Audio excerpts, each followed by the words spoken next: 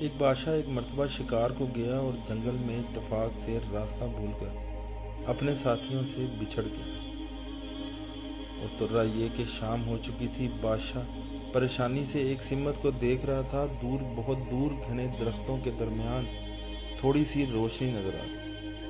بادشاہ اسی طرف چلا اور وہاں پہنچنے پر دیکھا کہ ایک بوڑھی عورت اور ایک نوجوان لڑکی ایک صاف ستھری جھونپڑی میں موجود ہے۔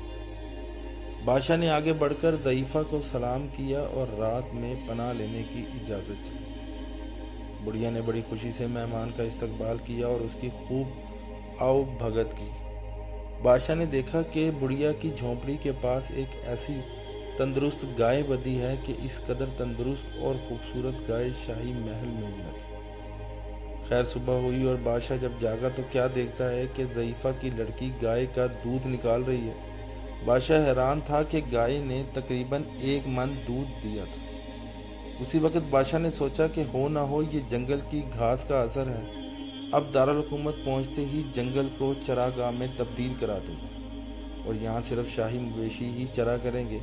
بادشاہ کو چونکہ راستہ نہیں معلوم تھا، اس لیے وہ ساتھیوں کی امید پر تلاش کرتے ہوئے کہ وہ ضرور آئیں گے دن بھر ٹھہرا رہا، مگر کوئی نہ آیا، یہاں تک کہ شام ہو گئی اور گائے جنگل سے چل کر واپس آ گئی۔ تو ضعیفہ نے کہا، بیٹی دودھ نکال لے، اندھیرا ہوا چاہتا ہے۔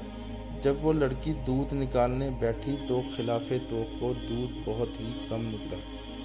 بڑھیا نے دودھ کی کمی پر تبصرہ کرتے ہوئے کہا، لگتا ہے کہ ہمارے بادشاہ کی نیت میں کچھ فرق آ گیا ہے۔ بادشاہ یہ سن کر دل ہی دل میں بہت شرمندہ ہوا اور خدا سے توبہ کی۔ جب صبح کو پھر گائے دوہی گئی تو وہی کوئی 1 من کے قریب دودھ نکلا۔